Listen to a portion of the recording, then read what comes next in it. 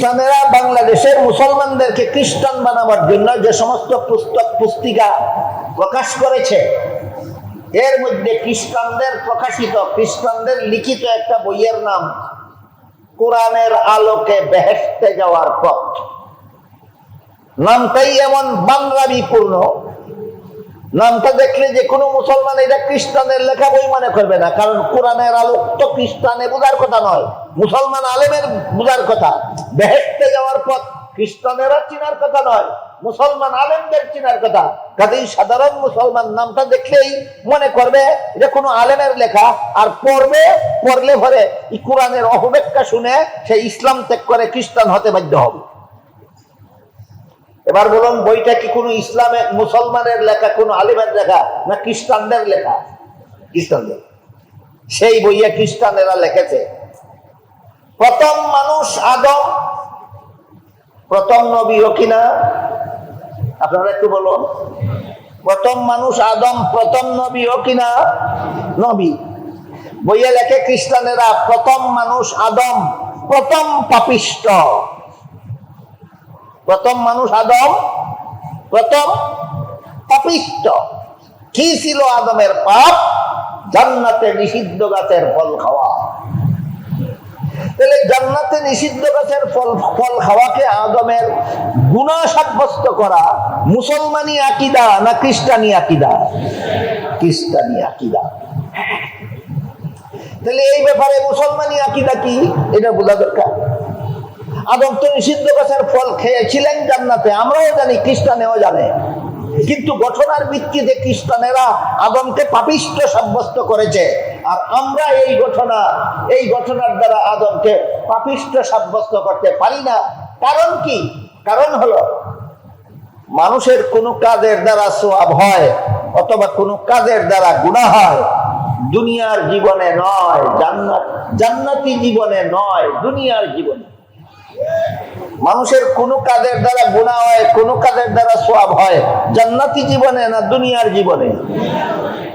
জান্নাতি জীবনের কোন কাজে সওয়াব নাই, গুনাহ নাই। এবার বলুন, আদম নিষিদ্ধ গাছের ফল খেয়েছিলেন কোন জীবনে? এর সাথে সওয়াবেরও কোনো সম্পর্ক নাই, এর সাথে গুনাহরও কোনো সম্পর্ক নাই। এটা হলো আদমের নিষিদ্ধ গাছের ফল খাওয়ার সহি ব্যাখ্যা। এটা হলো আদমের নিষিদ্ধ গাছের ফল খাওয়ার সহি ব্যাখ্যা। কাজেই আল্লাহ যেহেতু কোরআনে সমস্ত নবী রাসূলগণের জন্য একটা সামগ্রিক মূলনীতি নির্ধারণ করে দিয়েছেন, আমি গুনাহগারদেরকে নবী বানাই না, এমত অবস্থায় কোরআন হাদিসের কোথাও ভিন্নভাবে বিচ্ছিন্ন ঘটনা হিসাবে কোন নবীর নামে যদি গুনাহ শব্দের উল্লেখ থাকে, সমস্ত মুহাদ্দিসিনে কেরাম, সমস্ত মুফাসসিরিনে কেরাম, সমস্ত মুফতিয়ানে কেরাম, সত্যিকারের আহলে সুন্নাত ওয়াল জামাতের সমস্ত ইমামগণ ঐক্যবদ্ধভাবে সিদ্ধান্ত দিয়েছেন, কোন নবীর নামে গুনাহ শব্দ ব্যবহৃত হলে সেটা মূল অর্থে গণ্য হবে না, রূপক অর্থে গণ্য হবে। আদমের নামে যদি কোনো গুনাহ শব্দ পাওয়া যায় আর যদি মূল অর্থে আপনি গণ্য করেন, এক নবীর গুনাহ শব্দকে মূল অর্থ গণ্য করার কারণে সকল নবীর বেলায় আল্লাহর নির্ধারিত কায়দায়ে কুল্লিয়া সামগ্রিক মূলনীতি লঙ্ঘন হয়ে যায়। আল্লাহর নির্ধারিত মূলনীতি লঙ্ঘন করে কোরআনের ব্যাখ্যা করার নাম অপব্যাখ্যা, আল্লাহর নির্ধারিত মূলনীতি লঙ্ঘন করে কোরআনের তাফসীর করার নাম মন গড়া তাফসীর। মন গড়া তাফসীর করা ছাড়া আদমকে গুনাহগার সাব্যস্ত করার কোনো উপায় নাই।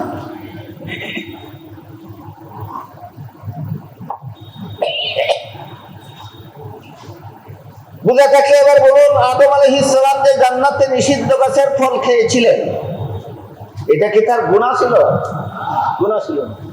এটাকে গুনাহ সাব্যস্ত করা মুসলমানি আকীদা না খ্রিস্টানি আকীদা? এটাকে গুনাহ সাব্যস্ত করা মুসলমানি আকীদা নয়, এটাকে গুনাহ সাব্যস্ত করা খ্রিস্টানি আকীদা। সুতরাং ইসলামের সহি তাফসীর গ্রহণ না করে খ্রিস্টানদের মন গড়া ব্যাখ্যা যারা গ্রহণ করে, একমাত্র তারাই নবীগণকে গুনাহগার সাব্যস্ত করে। ইসলামের বিশুদ্ধ আকীদায় বিশ্বাসী মুসলমান কোন নবীকে গুনাহগার সাব্যস্ত করে না। এখানে আনুষঙ্গিকভাবে আরেকটা কথা না বললেই না হয়, সেটা হলো হকপন্থী উলামায়ে কেরাম, হকপন্থী উলামায়ে কেরাম, হক্কানি উলামায়ে কেরামের তত্ত্বাবধানে সারা বিশ্ব জুড়ে যে তবলিগি জমাত চালু হয়েছিল, সেই তবলিগি জমাতের ঈমান আকীদা ইসলামের বিশুদ্ধ মতবাদ অনুসারেই ছিল। শেষ পর্যন্ত একজন তবলিগি জমাতের একজন স্বঘোষিত আমির, সুন্নত তরিকায় নির্বাচিত আমির নন, সুন্নতি পদ্ধতিতে মনোনীত আমির নন, স্বঘোষিত আমির, আমিরের পদ জবরদখলকারী এক ব্যক্তি এই তবলিগি জমাতের আমির সাজেছে। তার নাম হইল মৌলানা সাদ সাহেব। মৌলানা সাদ সাহেব বলে, হযরত ইউসুফ আলাইহিস সালাম আল্লাহর দরবারে শাস্তিযোগ্য অপরাধী ছিলেন। শাস্তিযোগ্য অপরাধী মানে গুনাহগার। গুনাহ না করা পর্যন্ত আল্লাহর দরবারে শাস্তিযোগ্য অপরাধী হয় না। গুনাহগার আর শাস্তিযোগ্য অপরাধী একই কথা। সাদ সাহেব বলে, হযরত জাকারিয়া আলাইহিস সালাম আল্লাহর দরবারে শাস্তিযোগ্য অপরাধী, হযরত ইউসুফ আলাইহিস সালাম আল্লাহর দরবারে শাস্তিযোগ্য অপরাধী, হযরত মুসা আলাইহিস সালাম আল্লাহর দরবারে শাস্তিযোগ্য অপরাধী। বুঝে থাকে বলুন, সাদ সাহেবের মতবাদ ইসলামের সহিহ আকীদা না ইসলামের নামে ভ্রান্ত মতবাদ? ইসলামের নামে ভ্রান্ত মতবাদ। এরপরে দেখুন, খ্রিস্টানদের লেখা সেই বইয়ে ধর্মীয় আকীদার নামে আরো কতগুলি গাঁজাখুরি কথা লিখেছে। প্রথমে লিখেছে আল্লাহর নিষিদ্ধ গাছের ফল খাওয়া ছিল আদমের গুনাহ, সুতরাং প্রথম মানুষ আদম প্রথম পাপিষ্ঠ। এই পাপিষ্ঠ আদমের বংশে যত নবী জন্মগ্রহণ করেছে, খ্রিস্টানেরা তাদের বইয়ে লিখেছে এই পাপিষ্ঠ আদমের বংশে যত নবী জন্মগ্রহণ করেছে সবগুলি নবী জন্মগত পাপিষ্ঠ। এই সবগুলি নবীর পাপ কি? সবগুলি নবীর পাপ হলো পাপিষ্ঠ আদমের বংশে জন্ম হওয়াটাই তাদের পাপ। বলেন তো, কেউ জন্ম নিজের ইচ্ছায় হয়?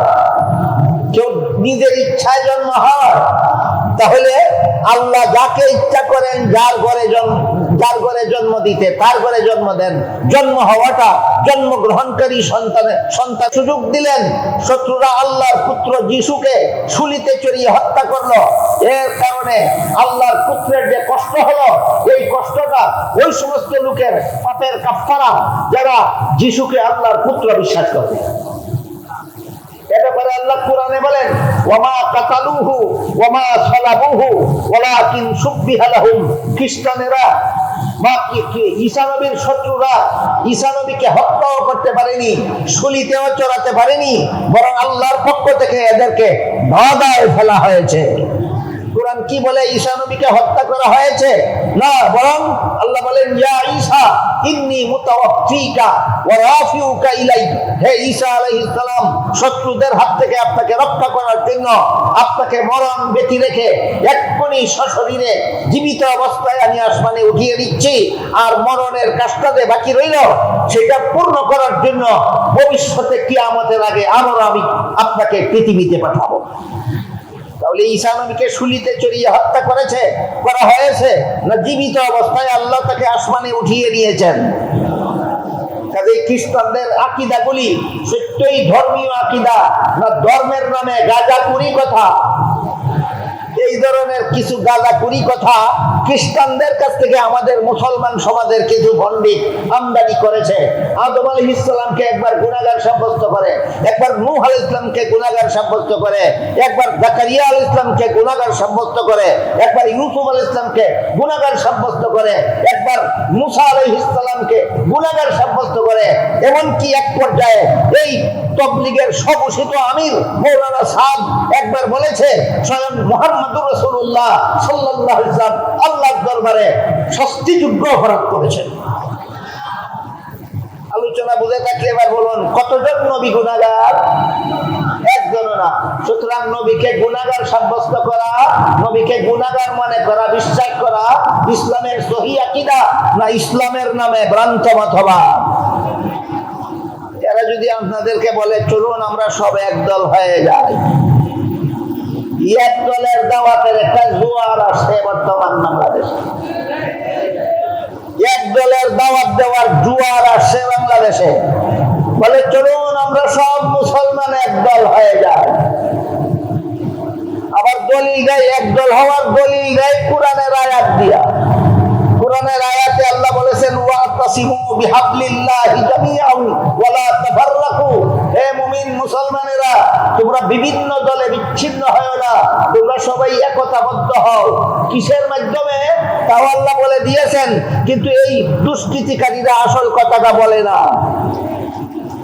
আল্লাহ কোরআনে মুসলমানদেরকে একদল হওয়ার কথা বলেছেন। কোন প্ল্যাটফর্মে একত্র হয়ে একদল হবে আল্লাহ পরিষ্কার ভাবে কোরআনে বলে দিয়েছেন।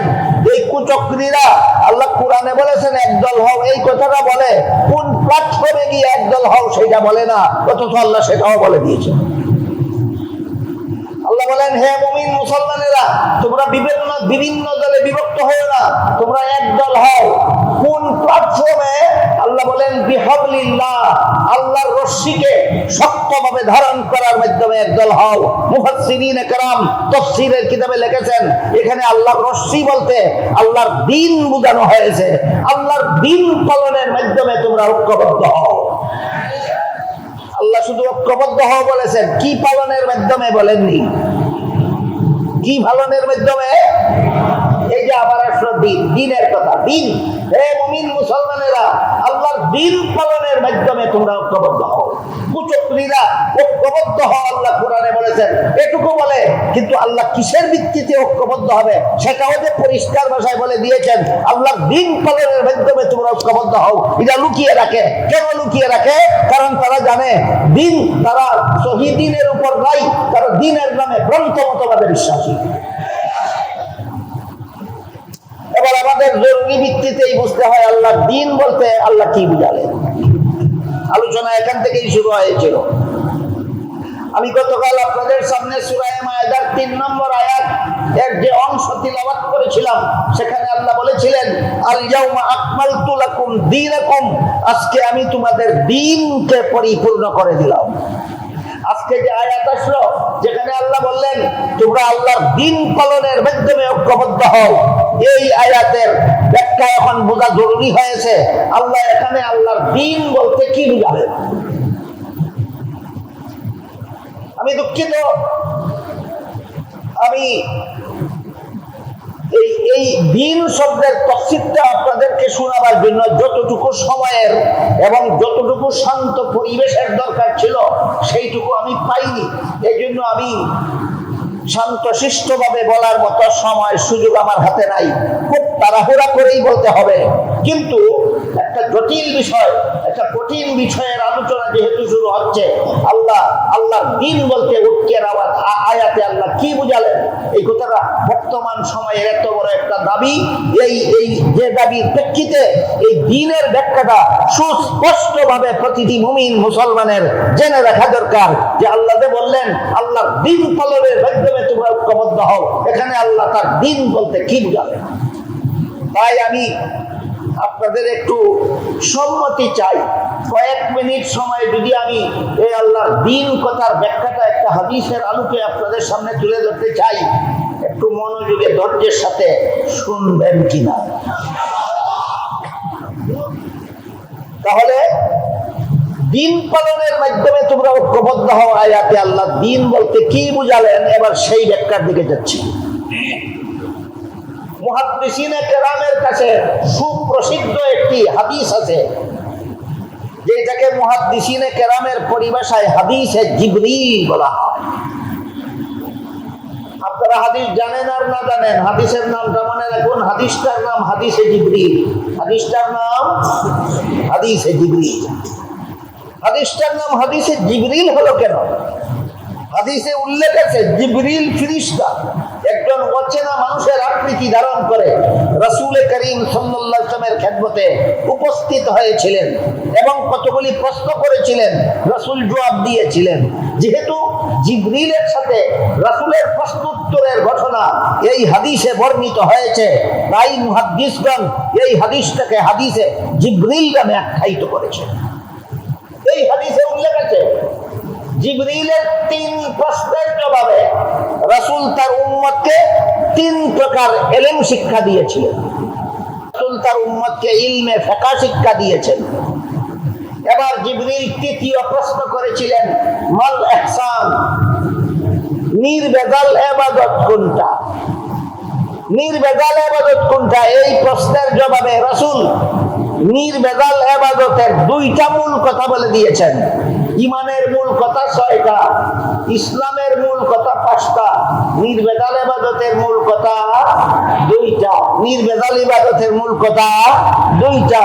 একটা হলো আল্লাহ সদা সর্বদা তোমার সামনে আছেন, অন্তরে বিশ্বাস করো, বিশ্বাস জাগ্রত রাখো। আরেকটা হলো তুমি সদা সর্বদা আল্লাহর সামনে আছো, কথা বিশ্বাস করো, অন্তরের বিশ্বাস জাগ্রত রাখো। তোমার ইবাদত হবে নির্ভেজাল, তোমার ঈমান হবে নির্ভেজাল, তোমার ইসলাম হবে নির্ভেজাল। রাসূলের বর্ণিত নির্ভেজাল ইবাদতের 2টা মূল কথার সাথে আরো যত আনুষঙ্গিক কথা আছে সবগুলিকে সবিস্তারে দলিল প্রমাণ সহ আকাবিরির উম্মত আরেকটি শাস্ত্রে বিন্যস্ত করেছেন। পরিভাষাগতভাবে সেই শাস্ত্রটাকে ইলমে তাজকিয়াও বলা হয়, ইলমে তাসাব্বুহও বলা হয়। কোনটা বললে আপনারা সহজে বুঝবেন? ইলমে তাজকিয়া। জিবরিলের তৃতীয় প্রশ্নের জবাবে রাসূল তার উম্মতকে ইলমে তাজকিয়া শিক্ষা দিয়েছেন। ইলমে তাজকিয়ার শর্ট ডেফিনেশন, সংক্ষিপ্ত সংজ্ঞা হলো আল্লাহর যে সমস্ত বিধিবিধান শুধু অন্তরে বিশ্বাস করলেও চলে না, বাহ্যিক অঙ্গের দ্বারা পালনও করা যায় না, বরং বিশ্বাসও করতে হয় অন্তরের দ্বারা, পালনও করতে হয় অন্তরের দ্বারা। এই সমস্ত বিধিবিধান জানার নাম ইলমে তাজকিয়া। এই সমস্ত বিধিবিধান জানার নাম ইলমে তাজকিয়া। সুতরাং জিবরিলের 3 প্রশ্নের জবাবে রাসূল তার উম্মতকে 3 প্রকার ইলম শিক্ষা দিলেন। প্রথম প্রশ্নের জবাবে ইলমে আকাইদ শিক্ষা দিলেন, দ্বিতীয় প্রশ্নের জবাবে ইলমে ফিকহ শিক্ষা দিলেন, তৃতীয় প্রশ্নের জবাবে ইলমে তাজকিয়া শিক্ষা দিলেন। জিবরিল চলে যাওয়ার পর রাসূল বলে দিলেন, হাদা জিবরিলু আতাকুম ইউআল্লিমুকুম দীনাকুম। জিবরিল যে এসেছিলেন আমার সাথে প্রশ্নোত্তর করে চলে গেলেন, আমি প্রশ্নের উত্তরে যেই 3টা ইলম তোমাদের শিক্ষা দিলাম, এই 3টা ইলমের নাম তোমাদের দ্বীন।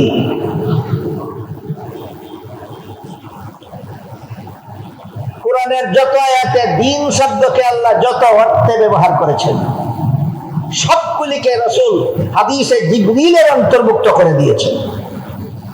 সুতরাং দ্বীনের পরিপূর্ণ সংজ্ঞা, দ্বীনের পরিপূর্ণ পরিচয়, দ্বীনের কমপ্লিট ডেফিনেশন হাদিসে জিবরিলের ভিতরে বিদ্যমান। ইলমে আকাইদ, ইলমে ফিকহ, ইলমে তাজকিয়া, 3 প্রকার ইলমকে হাদিসে জিবরিলের ভিতরে রাসূল আমাদের দ্বীন বলেছেন। ইলমে আকাইদ আমাদের দ্বীন, ইলমে ফিকহ আমাদের দ্বীন, ইলমে তাজকিয়া আমাদের দ্বীন। এবার আসুন কোরআনের যে আয়াতে আল্লাহ বলেছেন তোমরা ঐক্যবদ্ধ হও। আমার দলে এসে ঐক্যবদ্ধ হবে সবাই না, তোমার দলে গিয়ে ঐক্যবদ্ধ হব আমরা সবাই। আল্লাহ বলেন আমার দল তোমার দল ভিত্তিক কোন ঐক্য ইসলামে নাই। কান পেতে শুনুন, ঐক্যের দাওয়াতের দুয়ারে যারা বেঁচে যাচ্ছেন, আল্লাহর বিধানে নবীর তরিকায় ঐক্যবদ্ধ, মুসলমানদের ঐক্যবদ্ধ হওয়ার প্ল্যাটফর্ম আমার দল নয়, তোমার দল নয়। আল্লাহ যে আয়াতে বলেছেন ঐক্যবদ্ধ হও, সেই আয়াতে বলে দিয়েছেন আল্লাহর দ্বীন পালনের মাধ্যমে ঐক্যবদ্ধ হও। আমার কথাগুলি বুঝে থাকলে বলুন, আল্লাহ কোরআনের যে আয়াতে বলেছেন তোমরা সমস্ত মুসলমানের ঐক্যবদ্ধ হও, সেখানে কোথায় গিয়ে ঐক্যবদ্ধ হবো তার কোনো ঠিকানা নাই। ঠিকানাটার নাম আল্লাহর দ্বীন, ঠিকানাটার নাম আল্লাহর দ্বীন। কতটা ইলমের নাম? 3টা ইলমের নাম। ইসলামের সহিহ আকীদা পোষণের মাধ্যমে ঐক্যবদ্ধ হও, ফিকহের বিধানগুলি পালন করার মাধ্যমে ঐক্যবদ্ধ হও, আর ইলমে তাজকিয়ার আলোতে নিজের অন্তরাত্মাকে পবিত্র করার মাধ্যমে ঐক্যবদ্ধ হও। সুতরাং ইলমে আকাইদের বেলায়, ইসলামের সহিহ আকীদার বেলায়, ইসলামের সহিহ আকীদা হলো সমস্ত নবী বেগুনাহ, আর তুমি বলো আদম নবী গুনাহগার, তুমি বলো নূহ নবী গুনাহগার, তুমি বলো ইব্রাহিম নবী গুনাহগার, তুমি বলো মুসা নবী গুনাহগার, তুমি বলো জাকারিয়া নবী গুনাহগার, তুমি বলো ইউসুফ নবী গুনাহগার, তুমি বলো মুসা নবী গুনাহগার, তুমি বলো মুহাম্মদুর রাসূলুল্লাহ গুনাহগার। তোমার এই ভ্রান্ত মতবাদে কোনো মুসলমান ঐক্যবদ্ধ হবে না। এই ভ্রান্ত মতবাদে সমস্ত মুসলমান লাথি মারবে।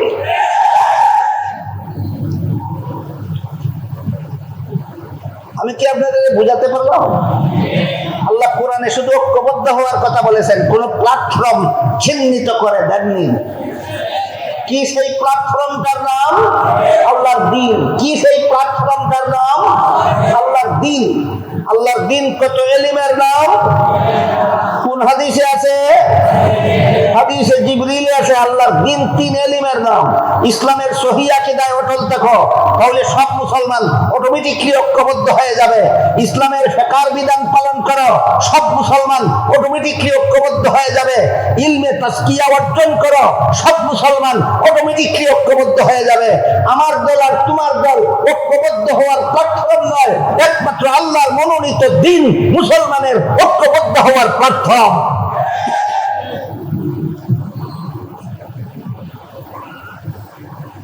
শুকরিয়া জানাই আপনাদেরকে। এই কয়েকটা মিনিট যতই আমি তাড়াহুড়া করে বলি না কেন, আমার অন্তরে শান্তি আসলো না, বিস্তারিত বলতে পারলাম না সময় সুযোগের অভাবে। তারপরও যতই আমি তাড়াহুড়া করে বলি না কেন, আপনারা যেহেতু ধৈর্যের সাথে বসে বসে মনোযোগে শুনেছেন, এই জন্য আল্লাহর শুকরিয়া আদায় করি। এবার আরেকটু অনুমতি নিতে চাই। সূরা মায়েদার 3 নম্বর আয়াতে যে আল্লাহ বলেছিলেন, আল-ইয়াউমা আকমালতু লাকুম দীনাকুম, আজকে তোমাদের দ্বীনকে পরিপূর্ণ করে দিলাম। সেখানে দ্বীন অর্থ কি? এবার এই সূরা মায়েদার 3 নম্বর আয়াতে দ্বীন শব্দকে আল্লাহ কোন অর্থে ব্যবহার করেছেন, এই প্রশ্নের জবাব দিয়েই আজকের মতো কথা শেষ করতে চাই। যদি আপনারা ধৈর্যের সাথে শুনবেন মনে করেন, আর যদি মনে বলেন অধৈর্য হয়ে গেছেন, কোনো অসুবিধা নাই, যতটুকু শুনেছেন ততটুকুই যথেষ্ট। আজকের মতো এখানেই সমাপ্ত করে দেব।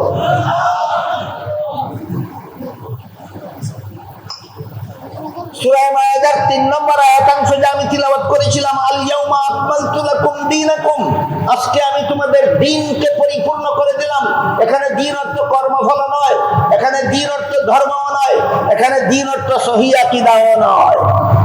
তাহলে এখানে দ্বীন অর্থ কি? সূরা মায়েদার 3 নম্বর আয়াতাংশ, আল-ইয়াউমা আকমালতু লাকুম দীনাকুম, এই আয়াতাংশে আল্লাহ দ্বীন শব্দকে ইসলামের বিধিবিধান অর্থে ব্যবহার করেছেন। এখানে দ্বীন অর্থ ইসলামের বিধিবিধান।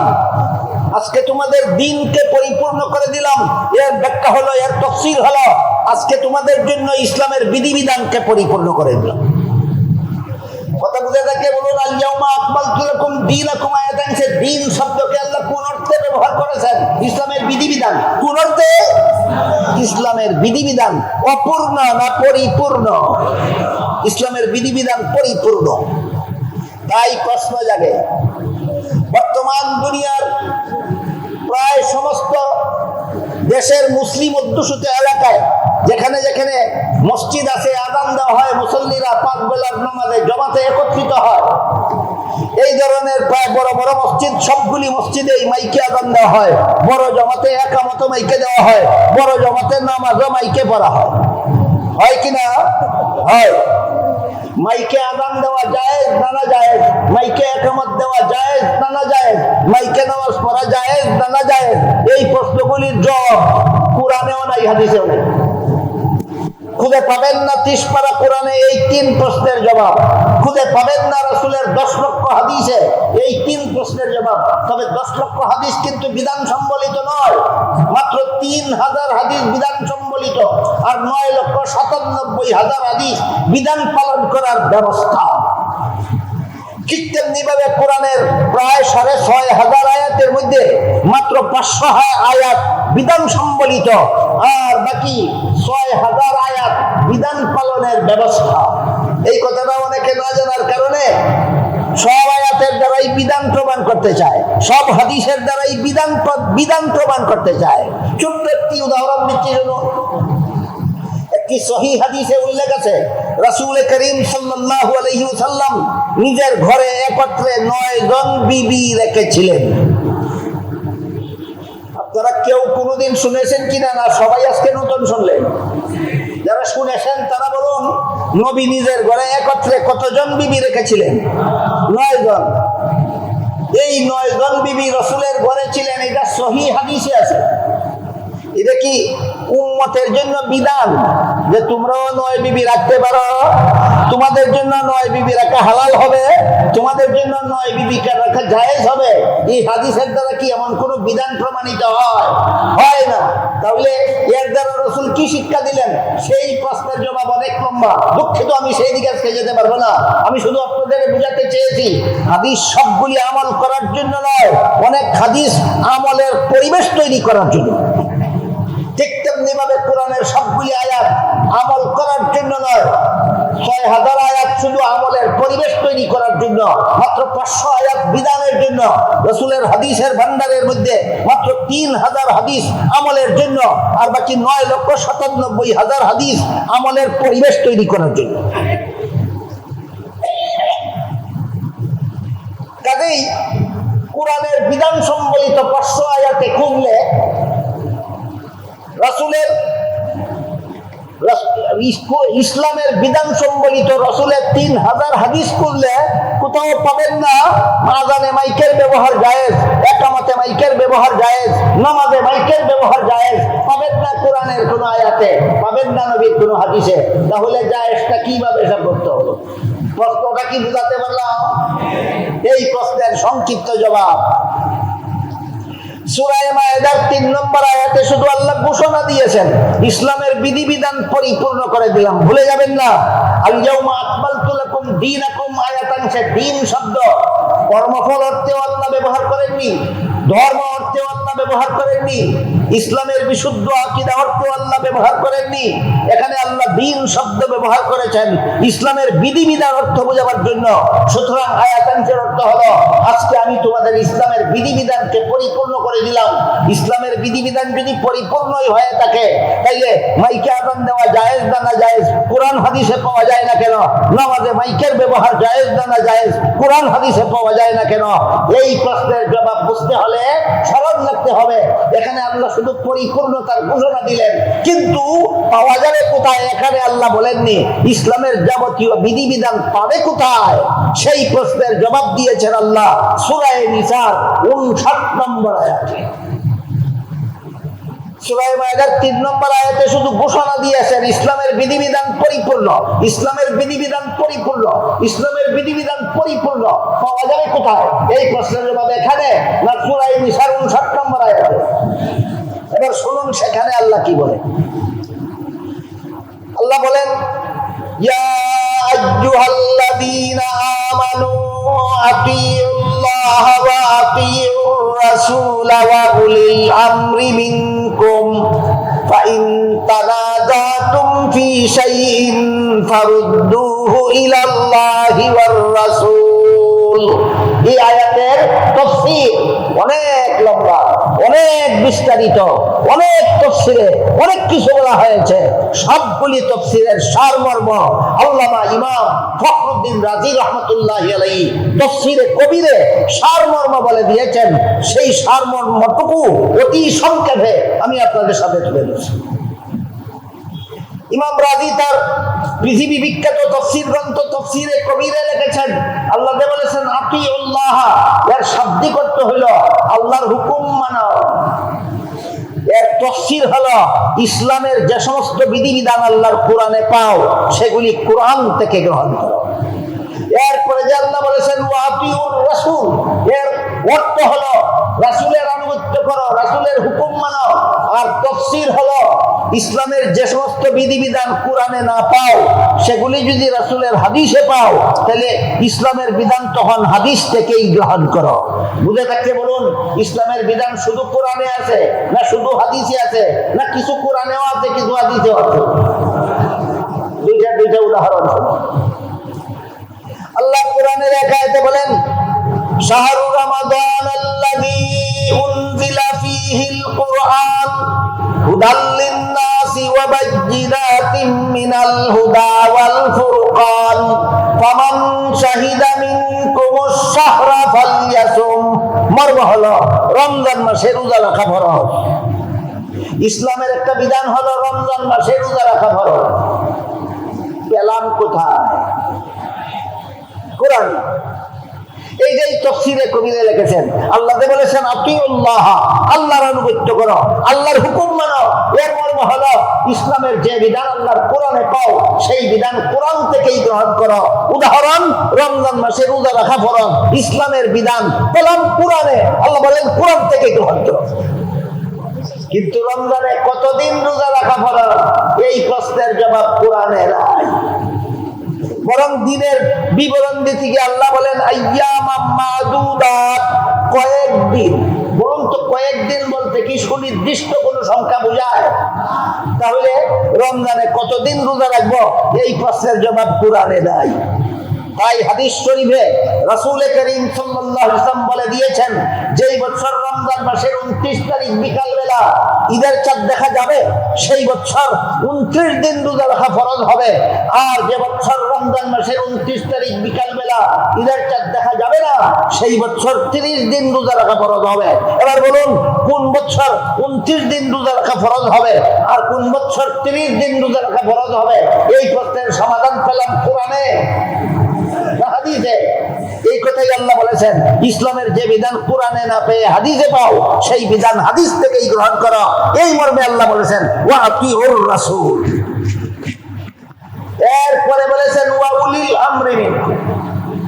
আর যদি কোনো বিষয়ের পরিষ্কার সমাধান কোরআনেও না পাও হাদিসেও না পাও, তাহলে সেই বিষয়ের সমাধান কোরআন হাদিসের আলোকে গবেষণা করে বের করার জন্য আল্লাহ একদল মানুষের হাতে দায়িত্ব দিয়েছেন। সেটা সূরা নিসার 83 নম্বর আয়াতে। বিস্তারিত জানার জন্য, বোঝার জন্য যারা আরবি জানেন আরবি তাফসীর দেখে নেবেন, যারা ফার্সি জানেন ফার্সি তাফসীর দেখে নেবেন, যারা উর্দু জানেন উর্দু তাফসীর দেখে নেবেন, যারা বাংলা জানেন বাংলা তাফসীর দেখে নেবেন। সূরা নিসার 83 নম্বর আয়াতে আল্লাহ একদল মানুষের হাতে দায়িত্ব দিয়েছেন কোন বিষয়ের সমাধান কোরআন হাদিসের আলোকে গবেষণা করে বের করার জন্য, যে বিষয়ের সুস্পষ্ট সমাধান না আছে কোরআনে না আছে হাদিসে।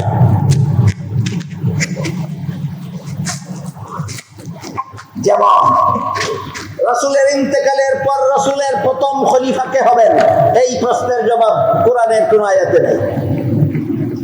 রাসূলের ইন্তেকালের পর রাসূলের প্রথম খলিফা কে হবেন, এই প্রশ্নের পরিষ্কার কোনো জবাব হাদিসেও নাই। কোনো হাদিসে রাসূল বলেননি আমার পরে আবু বকর হবে আমার প্রথম খলিফা, এরকম পরিষ্কার কোনো হাদিস নাই। এমন ক্ষেত্রে কোরআন হাদিসের আলোকে গবেষণা করে সমাধান বের করার জন্য সূরা নিসার 83 নম্বর আয়াতে আল্লাহ একদল মানুষের হাতে দায়িত্ব দিয়েছেন। এদেরকে কোরআন হাদিসের ভাষায় মুজতাহিদ বলা হয়। এদের গবেষণার নাম ইজতিহাদ। এরা মন গড়া গবেষণা করলে হবে না, একটা নীতিমালার অধীনে গবেষণা করতে হবে। সেই নীতিমালাকে পরিভাষাগতভাবে বলে কিয়াস। এভাবে সমাধান বের করাকে কোরআন হাদিসের ভাষায় বলে ইস্তেমবাত। আলেমগণের তো জানাই আছে, মাদ্রাসার ছাত্ররা না জানলেও বুঝবে, না বুঝলেও ক্লাসে ঢুকবে। কিন্তু আপনারা যারা আলেম নন, মাদ্রাসার ছাত্রও নন, আপনারা একটু চেষ্টা করুন, যতটুকু বুঝলেন ততটুকুই যথেষ্ট। যেটুকু না বুঝবেন এর জন্য আক্ষেপ করার কিছু নাই। এখানে 3টি কথা 4টে কথা অন্তত মাদ্রাসার ছাত্রদের মনে রাখা দরকার। কোরআন হাদিসে সুস্পষ্টভাবে সমাধান পাওয়া যায় না, এমন ব্যাপারে সমাধান বের করার জন্য আল্লাহ যাদের হাতে দায়িত্ব দিয়েছেন সূরা নিসার 83 নম্বর আয়াতে, এদেরকে পরিভাষাগতভাবে মুজতাহিদ বলা হয়। এদের গবেষণার নাম ইজতিহাদ, এদের গবেষণার নীতিমালার নাম কিয়াস, এভাবে সমাধান বের করার নাম ইস্তেমবাত। এই মুজতাহিদগণ যদি ইজতিহাদের মাধ্যমে কোনো ঐক্যবদ্ধ সমাধান বের করে, সমস্ত মুস্তাহিদ একটা নতুন ব্যাপার যার সমাধান কোরআন হাদিসে পাওয়া যায় না, মুস্তাহিদগণ ঐক্যবদ্ধ সমাধান যদি বের করতে সক্ষম হন, তাহলে এইরকম সমাধানের ব্যাপারে হাদিস শরীফে আল্লাহ রাসূল ভবিষ্যৎবাণী করে বলেন ইন্নাল্লাহা লা ইয়াজমাউ উম্মতি আও ক্বালা উম্মাত মুহাম্মাদিন সাল্লাল্লাহু আলাইহি ওয়াসাল্লাম আলা দালালাতিন আবাদা।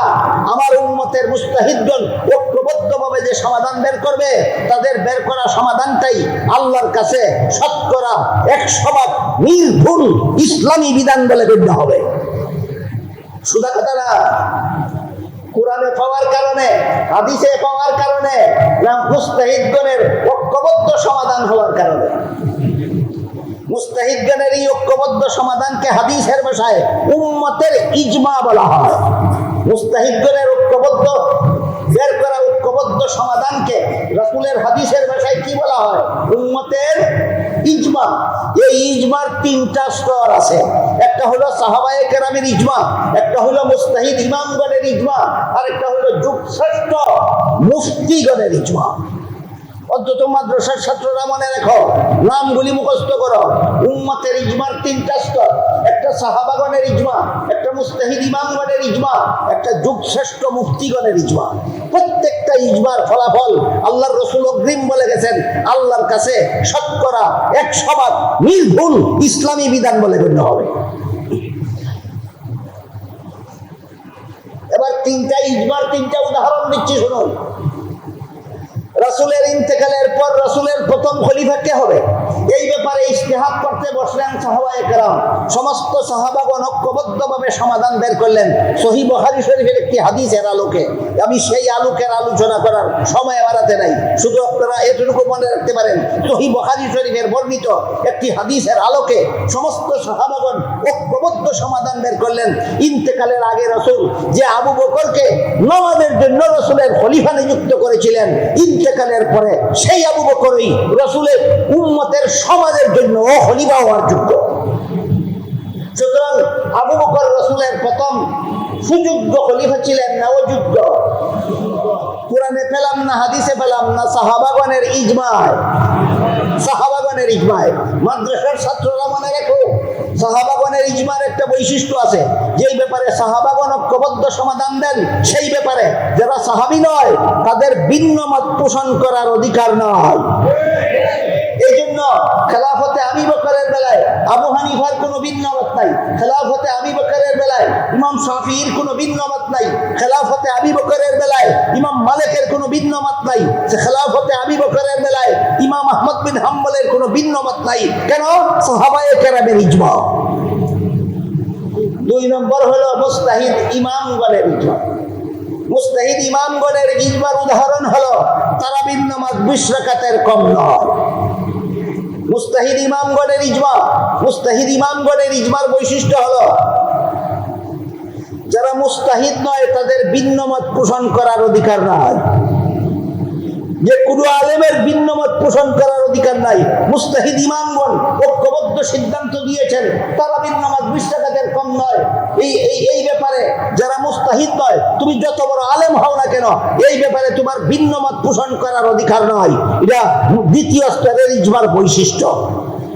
আমার কথা বুঝে থাকলে বলুন, তারাবির নামাজ 20 রাকাতের কম নয় কথাটা কোরআনে ছিল না হাদিসে ছিল, না সাহাবায়ে কেরামের ইজমার দ্বারা সাব্যস্ত হলো, না মুজতাহিদ ইমামগণের ইজমার দ্বারা?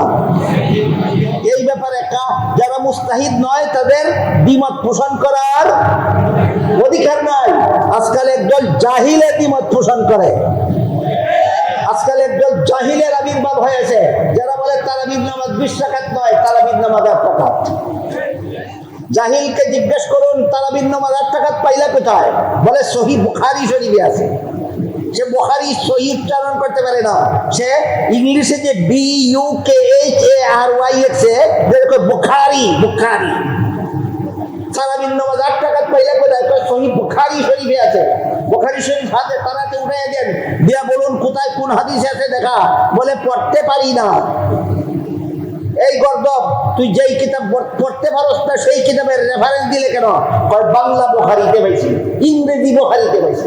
আমি আপনাদের জিজ্ঞেস করি, বাংলা বুখারী মূল কিতাব না ইংরেজি বুখারী মূল কিতাব না অনুবাদ?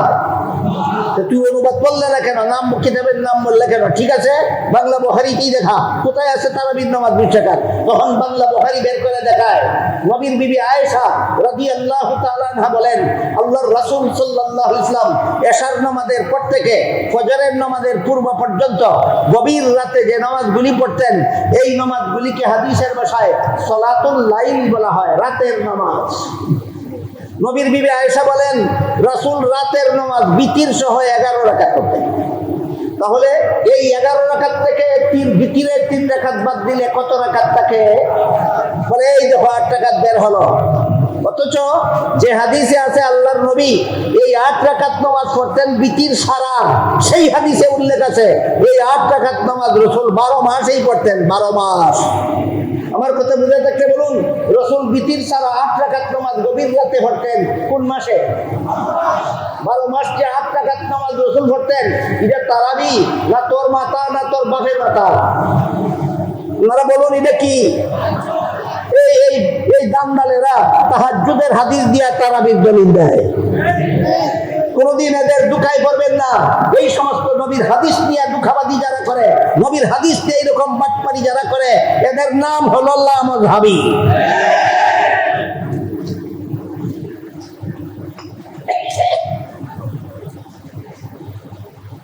মুসান্নাফে ইবনে আবি শাইবা নামক হাদিসের কিতাবে উল্লেখ আছে, আল্লাহর রাসূল সাল্লাল্লাহু আলাইহি ওয়াসাল্লাম রমজান মাসে রাতের নামাজ বিতির সহ 23 রাকাত পড়তেন। রমজান মাসে বিতির সহ রাতের নামাজ 23 রাকাত পড়তেন। এবার বলুন 23 রাকাত থেকে বিতিরের 3 রাকাত বাদ দিলে কয় রাকাত থাকে? এই 20 রাকাত এই হাদিসে উল্লেখ আছে। এই 20 রাকাত নামাজ রাসূল শুধু রমজানে পড়তেন, শুধু রমজানে।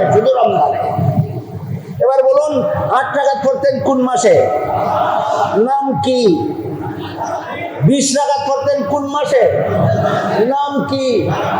সুতরাং তারাবির রাকাত আলাদা, তাহাজ্জুদের রাকাত আলাদা, তারাবির সময় আলাদা, তাহাজ্জুদের সময় আলাদা, তারাবির হাদিস আলাদা, তাহাজ্জুদের হাদিস আলাদা। জগা খিচুড়ি পাকাবার সুযোগ না।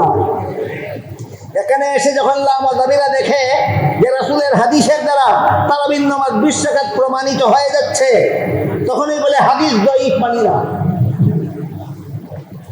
আমি জিজ্ঞেস করি, দঈফ শব্দের অর্থ কি? কেউ বলতে পারেন?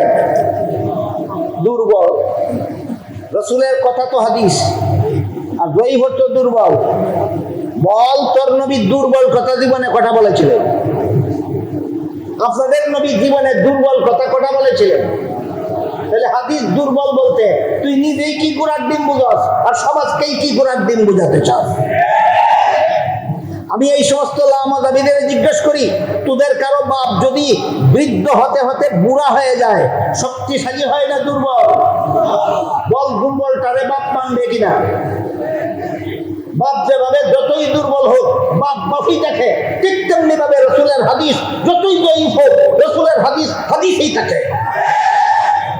রাসূলের হাদিস দঈফ হওয়ার কারণে যদি হাদিস মানস না, তোর বাপ বুড়া হয়ে দুর্বল হয়ে গেলে বল আগে বাপ মানবে কিনা?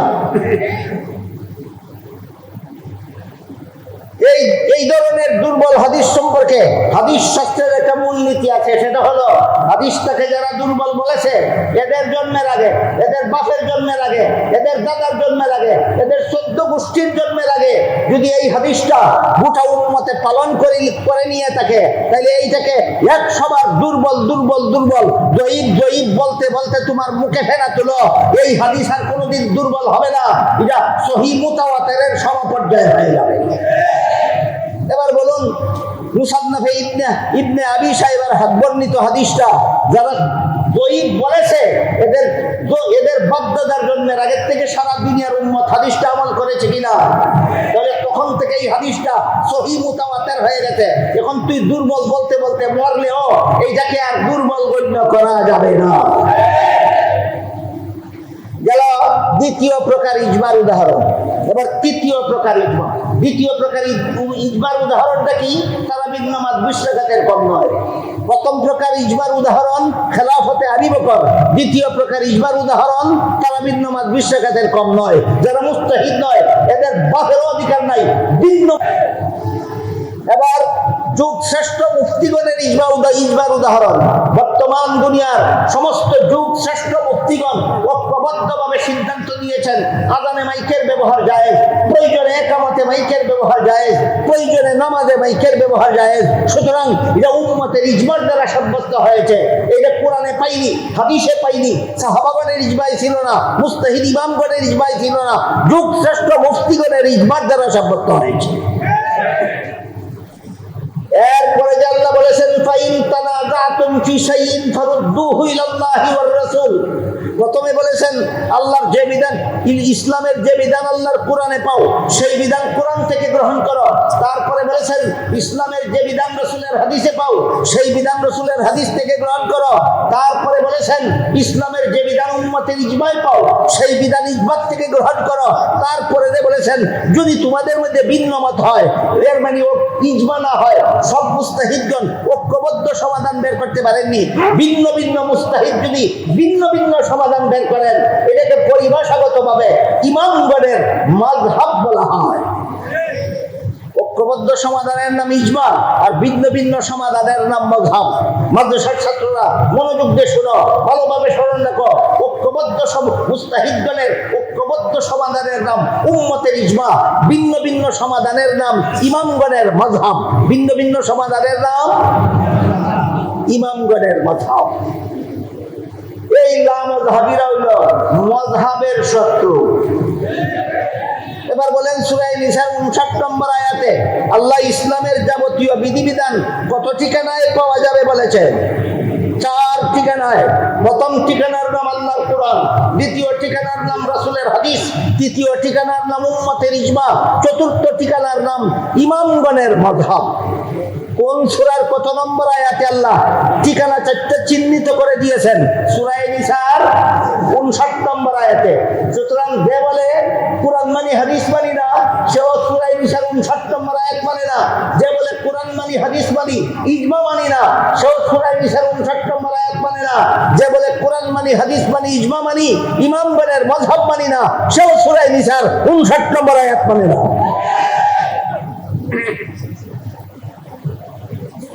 সূরা মায়েদার 3 নম্বর আয়াতে আল্লাহ শুধু বলে দিয়েছেন ইসলামের যাবতীয় বিধিবিধান পরিপূর্ণ পাওয়া যাবে কত ঠিকানায়? বলে দিয়েছেন সূরা নিসার 59 নম্বর আয়াতে পাওয়া যাবে 4 ঠিকানায়। প্রথম ঠিকানার নাম আল্লাহর কোরআন, দ্বিতীয় ঠিকানার নাম রাসূলের হাদিস, তৃতীয় ঠিকানার নাম উম্মতের ইজমা, চতুর্থ ঠিকানার নাম ইমামগণের মাযহাব। চতুর্থ ঠিকানার নাম ইমামগণের মাযহাব। লামাযহাবীরা প্রশ্ন করে মাযহাব যদি ইসলামী বিধানের ঠিকানা হইতো তাহলে রাসূলের সাহাবাগণের মাযহাব ছিল না কেন? রাসূলের সাহাবাগণের মাযহাব ছিল না কেন? এই প্রশ্ন যে সমস্ত গণ্ড মূর্খরা করে, আমি বলি এরা রাসূলও ছিনে না, সাহাবাও ছিনে না, মাযহাবও ছিনে না। রাসূল মাযহাব শিক্ষা দিয়েছেন, সাহাবায়ে কেরাম মাযহাব শিক্ষা গ্রহণ করেছেন, রাসূল মাযহাব চালু করেছেন, সাহাবায়ে কেরাম মাযহাব গ্রহণ করেছেন। দুঃখিত আমার হাতে এত সময় নাই, তাহলে উদাহরণ দিয়ে দেখিয়ে দিতাম।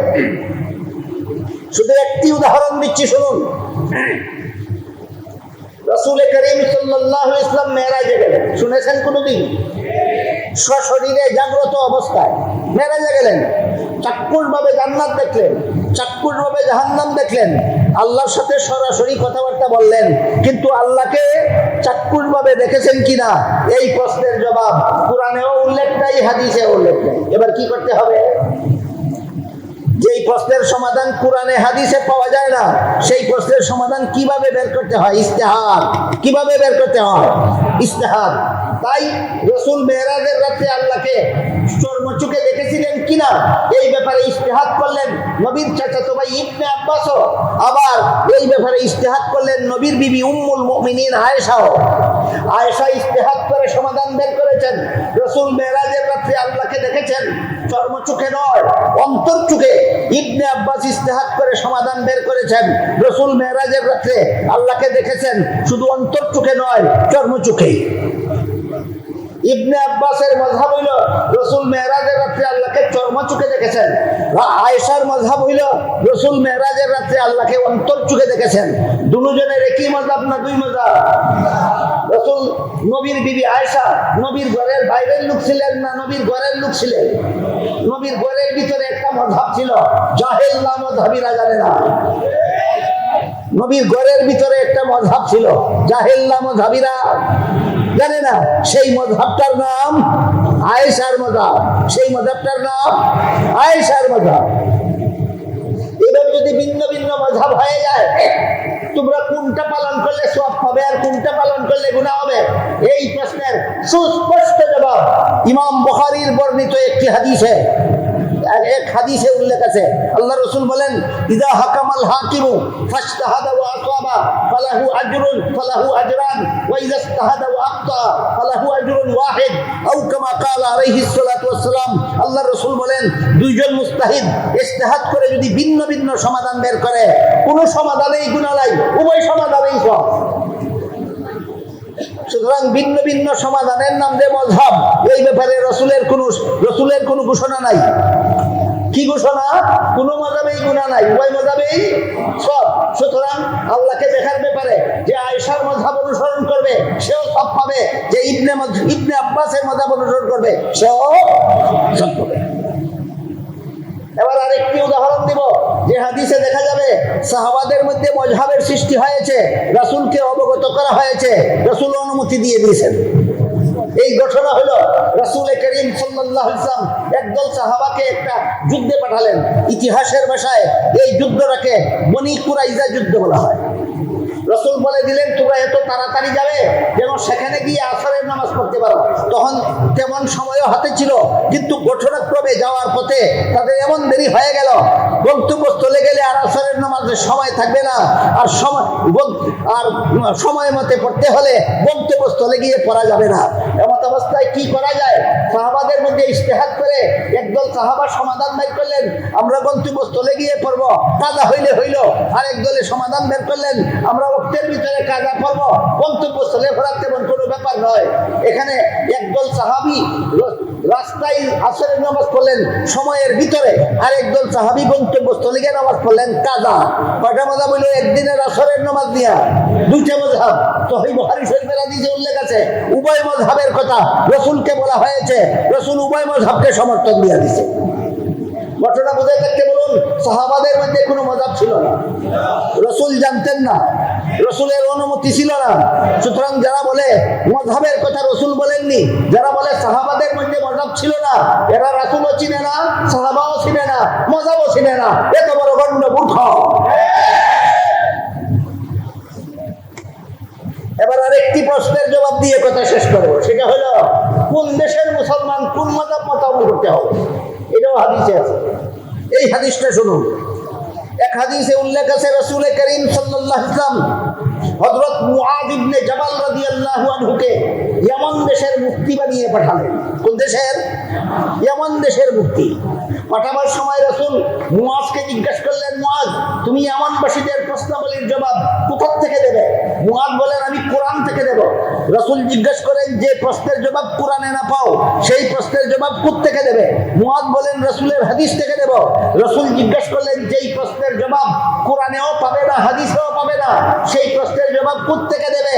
মুআয বলেন, আমি ইজতিহাদ করে বের করে দেব। এবার বলুন, মুআয একা ইজতিহাদ করে যে সমাধান বের করবেন, এটার নাম উম্মতের ইজমা হবে না মুআযের মাযহাব হবে? মুআযের মাযহাব পালনের জন্য কোন দেশের মানুষের জন্য রাসূল ব্যবস্থা করলেন? ইয়ামানের মুসলমানদের জন্য মুআযের মাযহাব পালনের ব্যবস্থা করলেন। কেন? কারণ ইয়ামানবাসীদের জন্য মুআযের ফতোয়া পাওয়ার ব্যবস্থা করে দিয়েছেন, অন্য সাহাবীর মাযহাবের সমাধান পাওয়ার সুযোগ তাদের নাই। এর মাধ্যমে রাসূল সিদ্ধান্ত করে দিয়ে গেলেন, সারা দুনিয়ার সমস্ত মুসলমান উম্মতের জন্য যেই দেশে যেই মাযহাব চালু, সেই দেশের সাধারণ মুসলমান সেই মাযহাব মোতাবেক করবে। এবার বলেন, বাংলাদেশে কোন মাযহাব চালু? মুআয সম্বলিত হাদিসের দ্বারা রাসূল শিক্ষা দিয়ে গেলেন, বাংলাদেশের মুসলমানদেরকে হানাফি মাযহাব মোতাবেক করতে হবে। এরপরও যারা মাযহাবের বিরুদ্ধে প্রকাশ্যে অথবা গোপনে মাযহাবের বিরুদ্ধাচরণ করে, এদের কাছ থেকে আমাদের দ্বীন শিখার মতো কিছু আছে? কিছু নাই। যারা কোরআনের বিরুদ্ধাচরণ করে, যারা হাদিসের বিরুদ্ধাচরণ করে, যারা উম্মতের ইজমার বিরুদ্ধাচরণ করে, যারা মাযহাবের বিরুদ্ধাচরণ করে, এরা নিজেদেরই দ্বীন ঠিক নাই, এদের কাছে আমাদের দ্বীন শিখার কিছু নাই। দুঃখিত, আমি যত কথা বলার দরকার ছিল বলতে পারলাম না। যে আয়াত কালকে তিলাওয়াত করেছিলাম সেই আয়াতের তরজমাটা করেই শেষ করি। আল্লাহ পাক রব্বুল আলামিন সূরা মায়েদার 3 নম্বর আয়াতে বলেন, আল ইয়াউমা আকমালতু লাকুম দীনাকুম, আজকে আমি তোমাদের দ্বীনকে পরিপূর্ণ করে দিলাম। আজকে বলতে কোন দিন? রসুলের বিদায় হজের ভাষণের দিন। আমাদের দিন বলতে কি? এখানে ইসলামের বিধিবিধান। পরিপূর্ণ বলতে কি? কোরআন মানি, হাদিস মানি, আর কিছু মানি না। এটার নাম পরিপূর্ণ? না তার ঠিকানা মতো ইসলামের বিধান পাওয়া যায়, তার নাম পরিপূর্ণ? তার নাম পরিপূর্ণ। ইমাম রাজি লিখেছেন 59 নম্বর আয়াতের ব্যাখ্যায়, ইসলামের কিছু বিধান কোরআনে পাবে, সেগুলি কোরআন থেকে গ্রহণ করো। ইসলামের কিছু বিধান রাসূলের হাদিসে পাবে, সেইগুলি হাদিস থেকে গ্রহণ করো। ইসলামের কিছু বিধান উম্মতের ইজমায়ে পাবে, সেগুলি উম্মতের ইজমা থেকে গ্রহণ করো। আর কিছু বিধান মুজতাহিদ ইমামগণের মযহাবে পাবে, সেইগুলি মযহাব থেকে গ্রহণ করো। এই কথাটা আল্লাহ ফাইন তানাযাতুম ফি শাইইন আয়াতের ভিতরে বলে দিয়েছেন। সুতরাং যে মযহাব মানে না, এ সূরা নিসার 59 নম্বর আয়াত মানে না। আল্লাহ আপনাদের আমাদের সবাইকে আল্লাহর দ্বীন বুঝার, আল্লাহর দ্বীন পালনের মাধ্যমে সমস্ত মুসলমানদের ঐক্যবদ্ধ হওয়ার সৌভাগ্য দান করুন। সবাই বলুন আমিন। সুবহান রাব্বিকা রাব্বিল ইজ্জাতি আম্মা ইয়াসিফুন ওয়া সালামুন আলাল মুরসালিন ওয়ালহামদুলিল্লাহি রাব্বিল আলামিন। আপনারা একজন